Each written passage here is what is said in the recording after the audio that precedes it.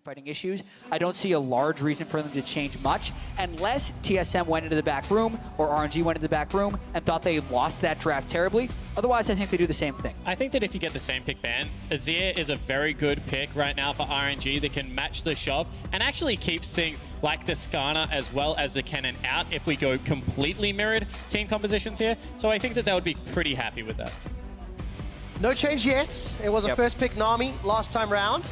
And is it going to get locked? It is locked. I saw he locked it. Yeah, it is locked. It is locked. He did. Oh my. Quick shot. My heart. I know. The graphics threw me off just a little bit, but TSM have pivoted. So with the jungle champion pool pinched, no Skarner for Svenskeren. Yeah, and this actually tweaks the pick and ban phase a lot. And quite honestly, this whole situation sucks for everyone involved. They have to completely pivot their pick and ban phase. It completely matters on how quickly you can adapt. These guys spent a month on their previous pick and ban phase, so to speak, to get to the first game, and they've had 20 minutes for their next one. So it is a very quickly evolving scenario, and it's really about mental strength and adaptability right now. And because TSM has decided to switch it up, they think they're going to be stronger at this game. They think they can adapt faster. That's why they lock in Lee Sin. And you know, history would show that that's probably the case right now. RNG has been rattled in series and been slow to react. So I like the fact that TSM is the team that is willing to pull that curveball out. And we'll see now whether RNG sticks to a very similar draft and gets another aggressive jungler, or whether they go completely off the wall. Well, TSM once again get the Nami. Please disregard the visual bug on Lee Sin and that timer. This is the Pixar bans as far as the graphics are concerned. The Cassiopeia was stolen away by Xiao, who Bjergsen had locked it in previously. And now TSM got the duo, got the jungler, leaving their solo lane until last rotation. Waiting for RNG to reveal a little bit more information. I think it's really interesting that TSM have decided to go for the Jhin when they still could have just gotten the Ezreal Nami bottom lane, which they picked early last game. But it probably has a little bit to do with the Cassiopeia and the Rumble and being able to zone them out of team fights a little bit, since especially with those two picks and all the jungle bans, a tanky jungler isn't that likely. So therefore the Jhin ultimates could actually do a lot of poke pre-fight, and TSM is continuing to try and change things up. But your setup has to be so good, because I mean, if you get a Bard ultimate thrown at you as a Jhin, you stop your ultimate. You get a Rumble ultimate thrown at you as a Jhin, you die. So there's a little bit of a difference there, and I'll be interested to see how Doublelift and TSM play around that vision that you need as a Jhin to start up these fights. Yeah, so much change. We see the Hecarim being pulled out. That's definitely not Skarner on that side. Orianna has gotten pulled out for Bjergsen. It's something he practiced a whole bunch in solo queue. It had some buffs coming towards 6.18. It's the first one we see at Worlds. I do not think it will be the last. And it's a lot of support actually revolving around a Jhin so far for TSM. It's not a World Championship without an Orianna at some point, Jet. And it's actually the matchup that even the analyst desk was talking about, you know, in terms of what options Xiaohu could have run into the Cassiopeia in conjunction with the rest of the team composition. I think this wanna-go fast comp is already terrifying, and Marta has locked in Alistar. And I think that Marta said it in spring, give me Alistar and I will win you the game. And he throws down the gauntlet, because that is a punishing duo lane to go up against. And they're not going to have the wave control now because they've given away melee versus range.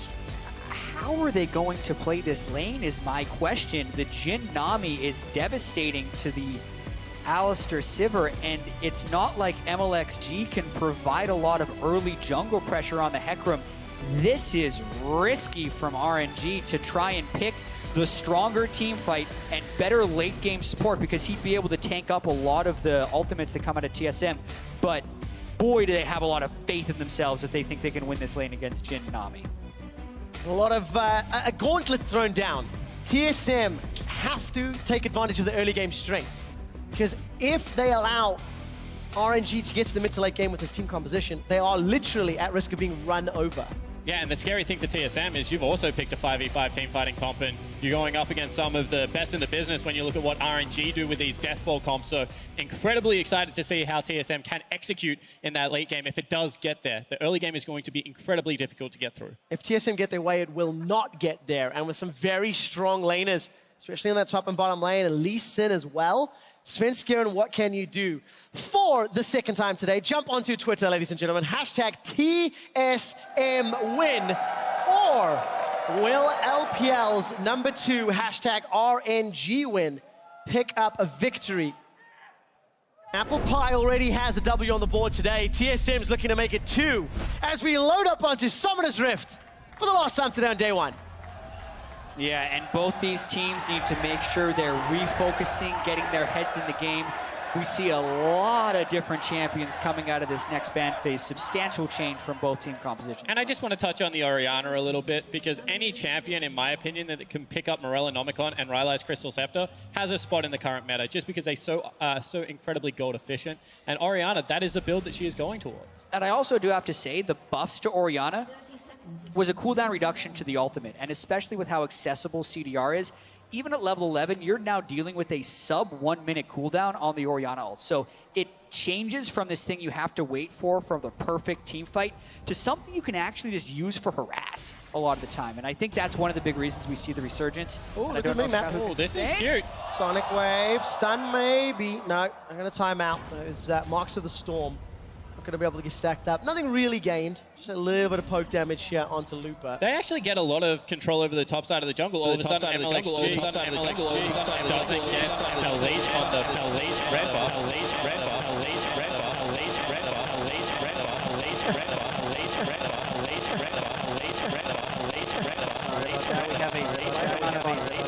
Hopefully it's not coming across on the stream. Are we good? It was definitely going out in-house, so I'm glad I'm not alone. I bet you guys didn't know Spawn was that good at rapping. Either way, we're back into the early game. You're talking about the early advantage they were able to get. MLXG was unable to get a pull from any sense to Looper, and is a little bit low at the start. That's what I was trying to say. And Hecarim already jungles quite low, so we'll see whether MLXG just have to 3 camp and go back, because that gives Svenskeren really big advantage in the early game, actually, already on the Lee Sin. Firefrost playing very aggressively, actually comes away worse for wear in this trade, but double ranged into range melee. Going to give them some support, couple of biscuits and a heal in his kit as well. There you go, trading with that ebb and flow. Already back up the top, and Doublelift and Bifrost really contesting every single CS. Yeah, and this is where the biggest focus is going to be in the early game, especially because Bifrost and Doublelift need to be able to crush this lane. I actually got to talk to Doublelift as the season was ending, and I asked him why they actually switched away from range supports and towards melee supports towards the playoffs, and he said it's because the 5 to 10 CS advantages just aren't worth it, and the junglers are so good at ganking, so if you push up, a Gragas or Rek'Sai comes and kills you. Obviously, with 3 jungle bans, the tone has changed a little bit, and the Hecarim can't punish the lane nearly as hard. So for TSM to pick this, I think they're expecting a 20 to 30 CS advantage at some point, and maybe even first turret. But in saying that, if there is one ranged melee support that's going to kill you, it is the Thunder Cow, and he's taking Ignite into this, as well as the first gank coming down mid. Oh, MLXG's come in, Bjergsen's in trouble, Ghost already used, Flash is available, Sonic Wave comes in, Svenskeren looking for Xiaohu, not going to get the kill though. MLXG's able to get away, and jungler support, Flash and Ghost blown on both sides of the mid lane.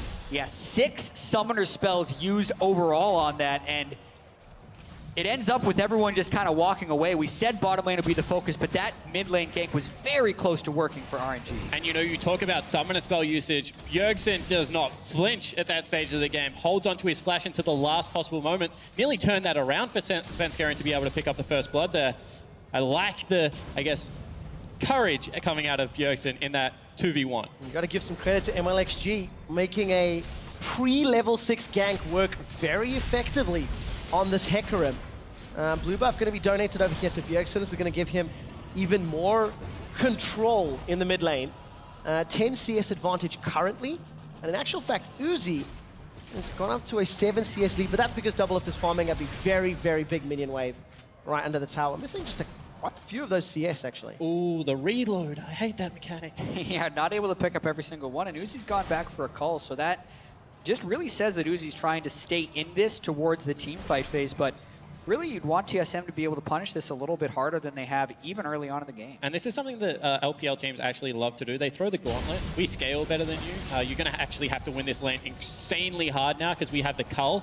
So we're getting a lot of passive gold on our side as well. It generally draws a lot of jungle attention in the LPL as now Marta goes for a roam. Oh, that's Marta. a flash pulverized. Svenskeren's in trouble. Remember, there's no flash. First blood picked up to MLXG. And Marta headbutts him back onto the grounded zone there, so he can't ward hop away. Very nice support play. That was gorgeous from Mata, and that's why you pick the Alistair. You don't pick it for the lane, you pick it for the plays that can be made. So much has been made about how RNG needs to raise Uzi, now he demands resources. Clearly RNG changing it up a little bit with an Alistair pick for a poor lane, and he just deserts them for a level 3 roam, and it works with the kill. All right, let's take another look at this. He goes in nice and deep off of back timing. They're able to see Svenskeren on a ward, and he just flashes and immediately pulls him. As soon as the ground is down, just knocks him back on top. Yep, no ward jump is possible when he's on the Miasma from the Cassiopeia. Really going to make things difficult for Svenskeren to get in this game. And the thing I love about the roam the most is if Marta can continue to do this, it's no longer a 2v2. It's a Jhin versus a Sivir, and Sivir's going to win out in that push, and it allows Uzi to continue to scale up. So if he goes towards a quick boots, if he gets priority in that vision, as you can see they have on the bottom side of the jungle, this is a repetitive play style to be able to go back towards. Now, there's 2 pink wards for RNG. Keep track of how long they are alive. Another pink ward in the tri-bush, which Hornsa's just about to walk over. He's placed a ward down, actually, so we'll be aware that it's there, but not safe enough to clear out just yet. And Svenskeren, we caught a quick glimpse of him stealing away that Raptor camp from RNG. We're at an even game as far as gold is concerned, but first blood in RNG's pockets, making up for the CS deficits in multiple lanes. I do think those pink wards, though, kind of tell us where RNG's head's at. A lot of times, 6 minutes into the game, you're trying to get river control with your pink wards, yet they place 2 pink wards inside the jungle of TSM. They may be headhunting for Svenskeren this game and trying to keep him completely out of the game. Since TSM do have relatively strong lanes, and if they can keep Lee Sin out of it, they can basically guarantee their lanes don't die. What you really need to watch for here is MLXG's gone back. He got the shot for the challenging smite, and Loop has allowed the wave to push in, which means if it bounces back, you can build up a big wave. Then you get the deep teleport. It's actually not available. So this is a play that you would run with teleport a lot in the LPL. I don't think it's going to be worthwhile 3v2, so we'll see whether they can actually play towards the bottom half of the map. And I think there's going to be a lot of jungle invading going on right here, although Svenskeren doesn't have a tracker's knife yet. And like you said, MLXG has the challenging smite. Got to be scared of the level 6 Lee Sin, though. Yeah, versus level 5. MLXG going to back away.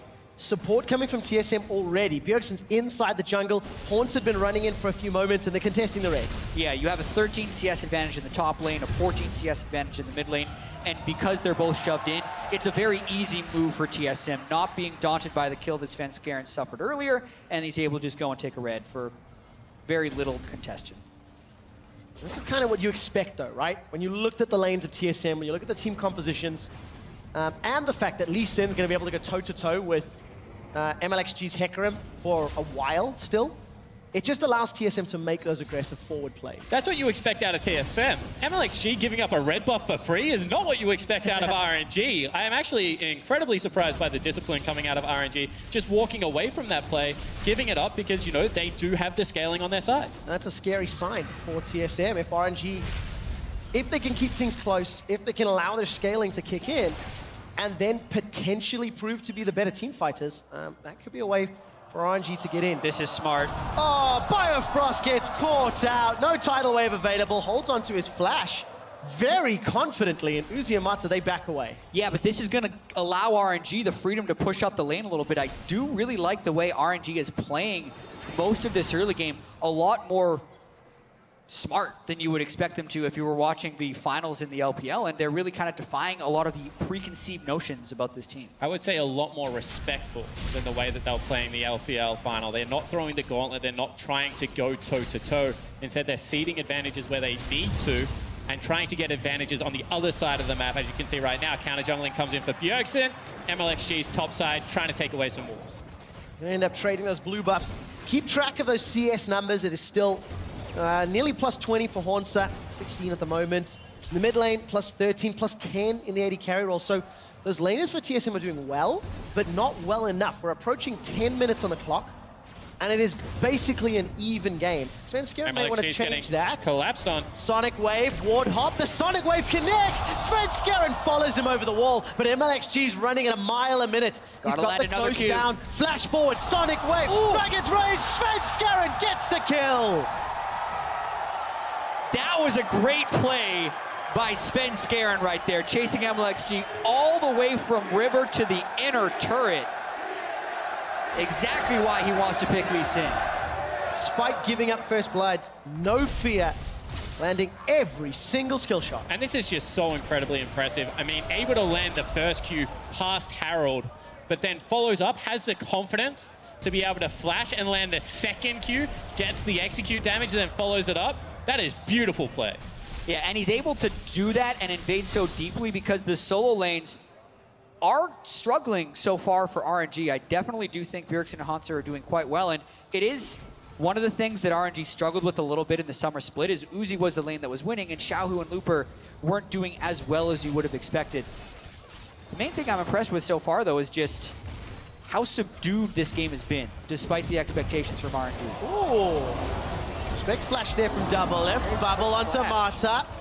Unbreakable Will comes out. Marta's going low. Double Lift's got curtain call. May want to throw it down for RNG. Dancing Grenade comes out on the hunt from Uzi. Teleport matched by Hansa about a second later, though. The curtain is called. Shots being fired. Teleport arrives. Here comes Hansa. He's deciding not to flash just yet. Teleport's blown. Ultimates, summoners, and nobody goes down. Who are you and what have you done with RNG? I mean, there were so many times they looked like they wanted to pull the trigger there. But the play continues. Yes, well, 5 people bottom. There's the trigger. It's been pulled. Marta gets rooted. Shockwave whiffs. That's not what we're expecting. Tidal wave goes wide, and Uzi has cleared the wave out. TSM peeled back. They may look to take Dragon. But instead it's TSM with the force this time around. I mean, RNG able to back away from the situation. They get their recalls in. Wave's in a pretty good position, especially top that's pushing back towards Looper. So TSM maybe get a little bit antsy with that call. Yeah, and I think a lot of it has to do with the fact that they're expecting to jump ahead in this game. They do not want to get to 30-minute team fights against a big Alistar, a 3-item Sivir, a 4-item Cassiopeia, and the Rumble plus Hecarim. They just are outclassed as far as a champion perspective in that team fight. So the small advantages they have early, they're trying to push really hard. At what point do we say it's not enough? Bjergsen with Svenskeren inside RNG's red buff. It's still only a 400 gold game. Items have been picked up, and up in the top lane, Looper's now going to be in trouble. The recipient of another dive. No flash available for Sven, but a good stun from the Slicing Maelstrom. This should be a relatively easy kill, unless MLXG can get involved. Looking at the minimap, Xiaohu's coming up from the jungle, and Sven's in trouble. Onslaught of Shadows available. MLXG jumps out, but Sven gets away. Unfortunately, Haunts has found Xiaohu. Xiaohu not going to use the Petrifying Gaze, and Sven makes it out alive. Another time Svenskeren outplays MLXG, this time a lot closer, but that has to get into the head of the young jungler from RNG. We've seen some pretty sickly Sin plays already at Worlds between Revolta and the defeated BG and Svenskeren so far in this game. Just the gank itself was quite clean. I mean, this is the Rumble and the Lee Sin gank setup. It's a very strong combination. Stun, can't miss that Q, gets the kick. This is the easy part for TSM. It's the escape that's troubling. MLXG has the challenging smite. Looks like he's going to be able to get the damage, and Svenskeren knows MLXG has ultimate. And just misses right there because he's able to dash to a minion. Don't know whether MLXG thought maybe he was out of energy there, but looked like he had a fair amount left, so just a big miscalculation. 2 kills of the game to Svenskeren for TSM, and Biofrost. It's again playing very far forward, threatening the poke. It's Bjergsen that's the recipient. 142 CS to 111. He's leading the way and really giving Xiaohu a difficult time in that lane. Yeah, the Orianna has always been known as a strong laner. Bjergsen as well has been an incredibly strong laner. But so much of the assault from TSM does seem to come from Sven, and if he can make these plays happen, since Bjergsen has such an advantage in the mid lane, it's about his roams. I'm going to find the CC from Double Lift the Biofrost. Sonic Wave fishing just a little bit, not really sniffing anything out. Teleport is not available for either top laner, so this could be a 4-on-4.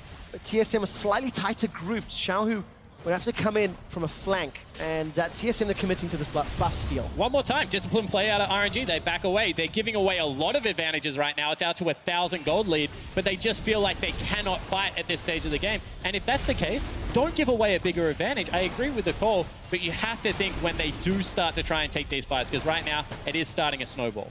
Yeah, getting the Ocean Drake is very good for TSM as the lane phase extends here. This is a really strange game from RNG that I've seen. Svenskeren has found Xiaohu delivers the shockwave. That was exceptional. TSM are not done yet. Uzi and Marta, they were going toe-to-toe. Sven connects with another Sonic Wave. That thing is not missing today. Sven's going to back away from that fight. There was definitely a fight in the bottom lane. Ultimates and summoner spells were used. Svenskeren is on fire. Yeah. I mean, he's absolutely torching the entire RNG lineup right now. The last second takes the Q and just blows up Xiaohu, and now that mid lane turret's going to fall down. Yeah, this has been a bit of the Svenskeren show, but I also kind of want to double back to RNG, because I was one of RNG's biggest advocates running up into this tournament, thinking about the individual skill of these guys and how they could win lanes, and then maybe they could have the communication to transition to the team fights. What I did not expect were losing lanes all across the map with a weak early pressure jungler. That was the surprising thing. But watching this play one more time, kicks him first, guarantees the Q land, then he followed him over. But sorry, Jack got to jump back. Double Lift's in trouble. He will go down. Uzi and Marta, they win the 2v2. Level 9 and 8. Now Biofrost is a target. Uzi and Marta decide not to dive. No Unbreakable will, but here comes MLXG. Onslaught of Shadows is available, and Biofrost needs to back away. And RNG kind of silencing two critics at one time. The critics that are telling them to stop camping for Uzi, who's the only successful lane right now, as well as the fact that that's one against the tide. Do want to go back to your point, however, how well Haunter and Bjergsen has set up successful top side of the map right now has meant that the gameplay out of RNG has to go bottom lane because no one else is winning. Exactly, and the Sivir can have tremendous late game scaling, as well as Mata being the man to set everything up. That is RNG's way of getting back into the game, because even though there's a 40 CS differential in the mid lane, Xiaohu and Looper will be effective once they're able to get their items, if they're able to get to the late game. It's about RNG actually being able to lower the number of fights and continue to wave clear and work around Mata's engagement. And with that comes actual vision control. It's good to see, you know, a couple members go back, pick up the pinks. You need to be able to sweep out those deep flanks. Teleport's nearly available from the cannon. We've already seen Svenskeren behind enemy lines so many times. As we take another look at that bottom lane play, this is just Mata walking at the duo. And honestly, Biofrost and Doublelift don't have vision and don't respect it. Oopsie. Yeah, not good play there by TSM. Biofrost then completely misses the bubble onto Uzi from the looks of it. Oh, and it's They happening again. This is not a replay. This is live. Biofrost gets taken down once more. RNG really focusing the rookie on the international stage. Yeah, the control of the river is also gone, and TSM is still trying to get it back without actually having jungler and mid lane assistance. So that is Doublelift and Biofrost greeting for that play, and Uzi and Mata having the appropriate answer. And this allows RNG to keep that gold deficit of 2,000 gold. They even out kills 3-3, and big items have already been picked up. Proto belts, both top laners, Abyssal and Morello Nomicon for mid laners. Essence Reaver Zeal into the Ghost Blade, as far as AD carries are concerned. And look at those two wards for RNG in the bottom half of the map. If Doublelift and Biofrost go too far forward, those are very juicy TP wards to get in behind. Actually, one of them just timed out, so Doublelift's going to have a little bit of... Svenskaren's caught. Svenskeren is caught. Ooh. Gets over the wall. Good reaction time. So that's a bad thing about the banana brush, I guess. He was spotted by the ward, but because he placed it on the very tip, the pink ward doesn't actually see the green ward, so he was spotted out in his counter-jungling venture. Mata went for the play, but wasn't able to pick it up, and now TSM pushing it on this bottom lane, and Svenskeren is corralling. Right, they're actually trying to send assistance to this side of the map here to try and get the third outer turret, and they're kind of rotating their strength instead of just having Biofrost and Doublelift on their own, and that's what TSM need to do if they want to keep control of this game. And one more time, Mata walks up to the turret and RNG jerk him back. They just give it away. This is the third turret going down. It's back out to nearly 3,000 gold the lead, but RNG is playing very disciplined. Spawn, everybody at home can't see just how shocked your eyebrows truly are. This level of discipline and patience from RNG, how surprising is this? This is unprecedented. Even when they were a great team and they beat EDG in spring, it was by taking very risky team fights in the jungle and smashing people through quicker reaction time and better coordination around team fights. I've actually never seen an RNG lineup play this slow and disciplined in the early game. Do you think this is a symptom or a consequence of the boot camp and really wanting to show up at Worlds? I think it has to be. I mean, they must be looking towards 5v5 team fighting because teams are beating them in the macro play. Speaking of which, there's the teleport from Looper. Oh, this is scary. TSM is slightly split. Haunter's not going to join yet. Mata gets a double knock-up and Doublelift is down. Biofrost sends out the tidal wave. It does nothing. Haunter's looking for Uzi. Svenskeren's going to find him. That's a 2-for-1 so far, but it will not matter. Shockwave gets 2. Bjergsen's forced to run for his life. A 4-for-1 in favor of RNG. And that fight was a massacre in the favor of RNG. Doublelift didn't have a chance to react in that one. He was in the river where they haven't had pressure all game, yet he consistently keeps going back there. The Hecarim just destroys him as the Rumble Lock comes down, and then they even extend further to try and kill Uzi. While Bjergsen was on the other side of the fight, it was a very poorly played fight by TSM overall, and the patience that RNG had throughout most of the mid-game was rewarded right there as they set up a very nice team fight. At least their team fighting still looks the same. Deep teleport coming out. We had already pointed out so many times how RNG likes to do this. And Mata, without hesitation, flash pulls, gets Uzi back into the team, and they blow everyone up. Only Uzi being the casualty. I meant double lift, of course.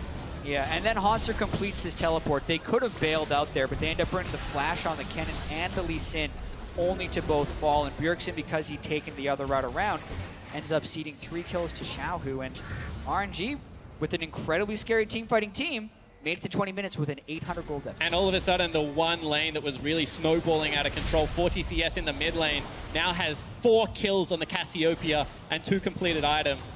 RNG re-sees control of the team fights. Such a big swing in momentum. RNG looking to contest that blue buff, decided against it though. Instead, peeled away, focused the tower. That will be the second tower of the game. Really easily picked up, and it is an even game at 21.5 minutes. They don't take the jungle fight, they take the top lane turret. RNG with a semblance of macro play, dare I say it. Prioritizing the correct objective here and getting good deep vision control. Yeah, a lot of practice, I would have to imagine, coming in for these guys and really trying to show up at Worlds. It's not like they had a terrible showing at the Mid-Season Invitational before they changed out the AD carry. Then they were playing faster than people were expecting, but still that requires a macro sense in the game. It definitely feels like they may have changed philosophies just a little bit, especially in the draft phase here, going for the Alistar, which is completely unexpected, but being able to avoid the punishment, and then now capitalizing on the mid-game. And of course, this is one of the best macro supports of all time. We're still talking about Mata. He hasn't played this way recently, but I'm sure with some preparation, going away for a month, really having some deep reflection, he said that he wasn't playing for the laning phase, that he was playing more to win the rest of the map. And it looks like with some studying, has actually got a very good grasp on the current meta, because they lost the early part of the laning phase, but then brought it back. Look at that vision. Thank you, observers, for highlighting it. That allowed them to take that tower earlier. Very safe, very securely. Items continuing to spike up here. Infinity Edge closer and closer for Uzi. He's got that crit cloak as well as a BF sword and a Zeal. It's just getting very, very scary for TSM. An even game of 22 minutes against that scaling and that teamfight power. And this is a build that Uzi goes when they want to stall out games, because it's incredible wave clear. I mean, you get an auto attack, you send down the ricochet, you send down the boomerang, and it pretty much clears out any wave. And that is going to deter a lot of the dives coming out. Just the flat AD is very good. Uzi's also always been a little bit of a gambling man. If he can go pickaxe or the crit cloak, he'll always go crit cloak. He does believe in the RNG and will try and win team fights off the back end of 1 or 2 crits. Hey, it's in front of his tag. So but for TSM, how do they bring themselves now back into this game? They've still got very strong champions at this stage in the game. Yeah. I think they try and get picks, and they try and capitalize on the fact that MLXG is a challenging Smite jungler without Sightstone. So the amount of vision control that RNG can get out on the map is actually somewhat limited. It's not too uncommon in the LPL, actually, for the mid laner to ward more than the jungler, so expect Xiaohu to keep the warding trinket for a long period of time and consistently replenish pink wards on the map, but it does leave a potential hole in vision if TSM do want to try and get picks, and they set it up with Lee Sin, Kennen, Orianna ultimates, and have Double Lift just stay in the back, because RNG has picked a team that can just absolutely obliterate him if he gets close. Good damage from Sven Skaren. MLXG gonna use that speed boost to get up, but Bjergsen's caught, he's down, he's dead, they got him. Mata got him again. He's 100% kill participation. That was a flash pulverize that ended up catching Bjergsen, and then they popped the grounded on him from Cassiopeia, so he can't even flash away. Beautiful pick and kill by RNG. Gonna allow them access into TSM's jungle. Hanser gets caught once again, grounded by that Cassiopeia. Xiaohu now trying to back away. Kill onto Mata, Sven Skaren forced out. Red buff traded for Mata's life. So this is one of the weaknesses of RNG. They do invade, they get picked off. This time, however, they choose not to fight. They still have the equalizer as well as MLXG's ultimate, but they just cede the lost life, I guess, of their support player. They traded it for Bjergsen and a red buff. I'm going to say worth, but right now, this is how TSM actually get back into this. They continue to prey on the bad tendencies of RNG that are still visible in their gameplay. Yeah, and this is just another example of how unpredictable I feel like Worlds can be. This game is such a unique set of circumstances, having to remake that first game and then the champion select being completely changed up. And Mata is actually the one showing up more so than anyone else. Flash to an instant headbutt, pulverize into a Cassiopeia Miasma. No chance for Bjergsen, but then as Spawn says, they push their luck and trade a kill back for a red buff. Yeah, and that's beautiful. I mean, that's a W buffer, a headbutt buffer into the immediate pulverize. There's nothing that really Bjergsen can do there if he's not quick enough on the initial reaction. Gets comboed into the CC. Mata's Alistar really is impressive.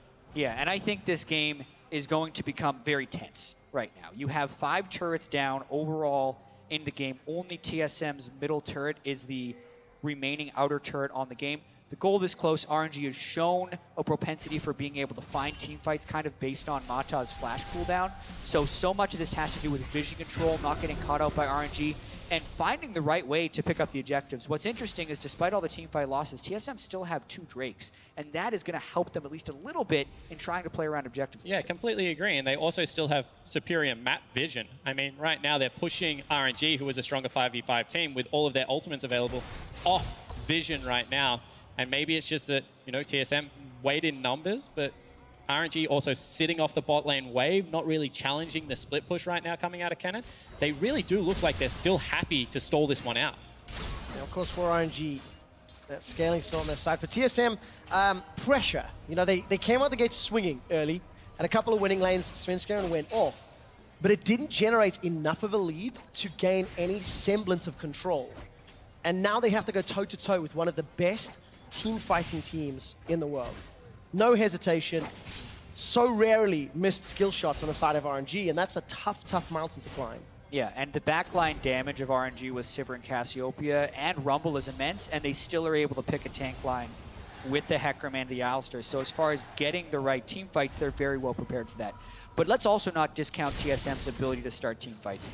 Until you see mega tanks on the side of RNG, the mid-game power spike here from a 3-item Orianna as well as a Protobell Kennen can obliterate the damage dealers if they get the right fight. So it is on RNG to not let that happen, continue shoving out these waves, and continue to extend the game. And you know, I'm a little bit more confident on the reliability to get that shockwave because I've been seeing how Svenskeren's playing on this Lee Sin. If he penetrates the backline the way he has been the entirety of this game so far, that's going to be an easy delivery system. Hauntzer can look for the big flanks. But that's one thing that RNG has done well. They haven't controlled vision past the river, but in their own jungle right now, they have kept those big, deep flanking wards out. No real deep vision for TSM inside RNG's jungle yet, but the river control around Baron at 28 minutes is very, very good. They've got a lot of damage dealers as well if they wanted to. Trying to force RNG's hand. Pressure now in the mid lane. Sonic Wave, as well as a Deadly Flourish, not really doing anything to Uzi. 2-for-1 special on the spell shield there. Yep. And TSM now trying to push that vision deeper. Risky. If they get that team fight, however, if they pull RNG towards them and then pull the trigger, Maelstrom and Shockwave, that could be game ending. Yeah, and they do have good vision control where it matters right now. The Ocean Drake is live. It could be the second Ocean Drake of the game for TSM, and they're moving towards that. The question is this what RNG wants? They have the Scuttle Crab, they have wards they can teleport on, and they have Flash on Mata, so TSM have to be very careful. So I think we're going to see Teleport coming in. Teleport just behind the Dragon Pit, secured by RNG. MLXG gets the smite down. And Svenskeren comes away worse for wear. That's Dragon number 1 for Royal. Teleport advantage picked up right now for TSM. Mid lane priority very heavily in Royal's favor. We'll see where the Haunter does look for a teleport play because there is vision behind RNG. I think playing the teleport game against this RNG team composition is an incredibly dangerous game because of the swiftness in which they initiate. The fight could be over by the time you're able to match it with a teleport. So RNG get the mid lane turret. Haunter should be able to get this one back. And now maybe we see some Baron control seated over. This is interesting. Oh, Equalizer used just to try and push that wave down, I feel. Looper not doing the best. Haunter trades a tower. So inner, bottom, losing Dragon for mid, outer. RNG 30 minutes in, still even in the important metrics and ahead in kills. RNG definitely wanted that team fight. You could see that Mata was positioning very aggressively. They dropped the equalizer. They don't get it, so a missed opportunity right now for RNG. But you can see how desperate they are to find these 5v5s. Willing to challenge for Dragon, even with limited vision. Willing to burn that teleport. And TSM actually keep them at bay and get a positive trade. And I'm really curious to see how the rest of this game is going to turn out, since we're pretty much locked up in gold and RNG have the stronger team fighting composition. Because so much of RNG's game plan during the regular season is just force it Baron, make the other team come for you, that'll do it. Now there's a teleport advantage for TSM. Will TSM be able to use this against them, or would the brute force of RNG be able to win out? I remember us talking in terms of the prep coming into this, how RNG had moved away from that heavy ganking style of gameplay and moved more into that, if I recall correctly, jungle invading and vision style spawn. And that's sort of how this game played out. Mata got first blood onto Svenskeren via a great invade, has comboed with Uzi multiple times. This time, however, Svenskeren is able to get away. And that right there is just swing and a miss. They burned the Sivir ultimate. They don't even really gain much more vision control, and Svenskeren just got to ward hop away. All the while, they still have that teleport advantage on TSM's side. They completely do, but you can see how much more reactive TSM is now, waiting for some more items to come out. Honestly, this game feels like a time bomb now for RNG, because this is their style of League of Legends. Heavy 5v5 focus. Lupa is the one that calls the teleport, and he's always been a very good teleport player, whatever you want to say about the rest of his play. And you feel like they do have the superior setup right now. The important thing for TSM is wrestle that back. Don't give it up, because that's when RNG gets a little bit antsy and will maybe take a poor team fight to get things started up. And I think a lot of it comes down to execution. I think RNG is now favored in this game, evidenced by TSM playing a reactive style.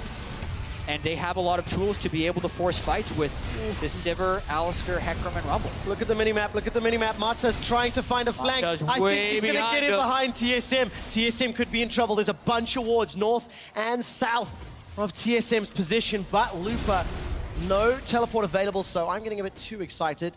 Mata decides to back away. Yeah, they call him off one more time. I mean, Mata backs away, and they know that time is still in their favor. He's looking for it one more time. He was spotted out.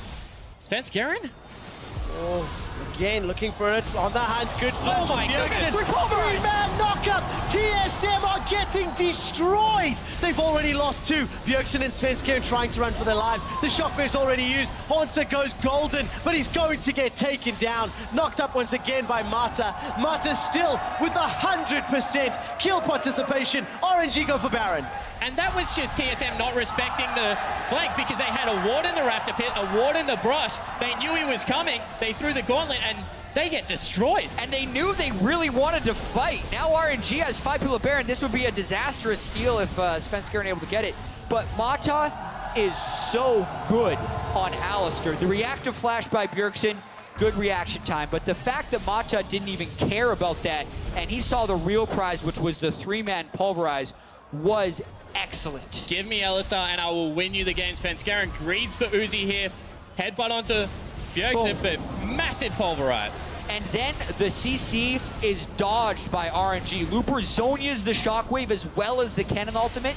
Xiaohu is just ghosting back away from the cannon ultimate. And Uzi is also staying for DPS at the back of the fight.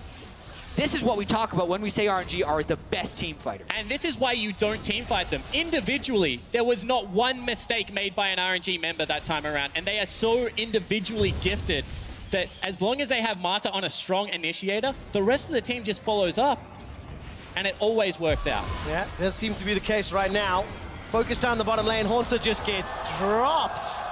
So easy for RNG. Onslaught of Shadows and on the hunt with Baron buff. They're pushing the tower. That's the thing. They have an Alistar ultimate still up to try and tank the turret. The Rumble ultimate is still up. Haunter is dead for another 40 seconds. How much can RNG get off this? Their Baron power play already up at 2,700 gold. And I said the reason I like Kennen is because not only the initiation, but the anti-dive the champion brings. Without him on the board, it is a much more realistic prospect that Mata gets underneath that turret and does try and start up one of these team fights. And here's the thing, RNG actually pull back yet again. Instead of waiting for the next minion wave while Haunter is dead and trying to dive an inhibitor turret, they move mid, they play the vision, they're going for the easier turret, the outer in the mid lane. Another initiation tool gone for TSM right now, and it is still RNG jockeying for position around the map.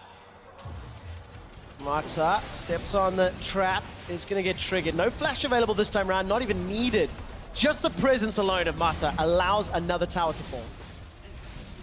This is bizarre. It's been a rather bizarre day, I would say. But at the same time, when we were walking into this game, I did not see TSM as heavy favorites against RNG. I saw them as slight favorites against RNG, and it really depended on how well RNG had practiced since their disappointing final in the LPL. Looks like they practiced pretty well. Another easy kill. And just one more time, not respecting vision control, MLXG continues the chase, but really it's Haunter they want. It is Haunter they want. Hourglass is available. Biofrost actually throws down the tidal wave, anticipating more aggression. And Chat, you were saying it. RNG, they've come in looking phenomenally well prepared, exquisitely disciplined, and they're just playing fantastic League of Legends. Yeah, and I think what Spawn was talking about this being odd is just, look at the mid lane. They're down 90 CS, but they're up 70 CS, where they actually were in a disadvantaged matchup early in the game, and that matchup was never able to be exploited by TSM, who had been such a dominant bottom lane domestically. And really, this wasn't MLXG camping out for Uzi. Not at all. This was Mata joining up with MLXG, finding the enemy jungler, being able to punish, and actually get MLXG back into the game, because you have to remember, Svenskeren was styling on RNG's jungler earlier on. On the hunt was thrown down, in fact. Yeah, they see Bjergsen again. Shockwave doesn't hit anybody. Bjergsen just gets run down. Cut through like a hot knife through butter. 50 seconds on the death time in RNG. They're setting their sights on the inhibitor turrets. TSM at this point in the game look out of sorts. They have been caught so many times, and now Sven tries to go in. They're trying to engage. A lot of damage on the Xiaohu. That is the shutdown, but the equalizer gets one back in a Svenskeren. Hornsa, the gate is closed. He gets booted backwards. Knocked out goes Golden. Will get shut down by RNG. MLXG's not done. Mata finds double lift, and Uzi gets the triple kill with the boomerang, and they go back for the base. And with no hesitation, RNG pull the trigger into the base. They're going to open this one up, and it might even be game. Yeah, Bjergsen's still down for 15, 40 seconds on Haunter and double lift. Uzi is huge, 7 kills. They're going for the game. They are indeed. The Nexus turret is the focus. MLXG's got a GA, not even going to need it. Nexus turret number 2, RNG take down TSM. RNG destroy the hometown heroes and are victorious against Team SoloMid.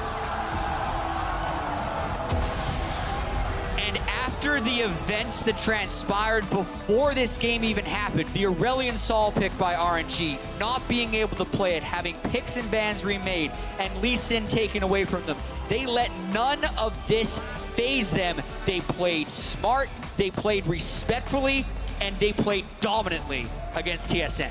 And they were willing to give up that early game advantage, continue to seed out objective after objective, 2 turrets, 2 dragons. But when they felt they were strong, they are still such a decisive team fighting team, and they really did show that against North America's best. What a message RNG have sent rippling through the World Championship. We need to see this level of coordination and control through multiple games. Yep. But that is a very, very strong testament to where their maximum capabilities could end up. And there's no question about it. RNG can play it at 10. I mean, Mata said at MSI, if I had had Uzi as my AD carry, I would have won the tournament. So that's what they're obviously going for here. However, can they continue to play at the 10 is a big question for this team. Exactly. Group stage alone is 2 weeks long, and we are now 1 day into Worlds. So a lot is yet to happen, but this is a very disappointing loss for TSM. People expect them to win the group. They definitely expect them to beat RNG if that is the case. And they expect them to be able to win 2v2 matchups when they have the favorable champions. But they, in some senses of this, got 1v2'd by Uzi while Mata roamed.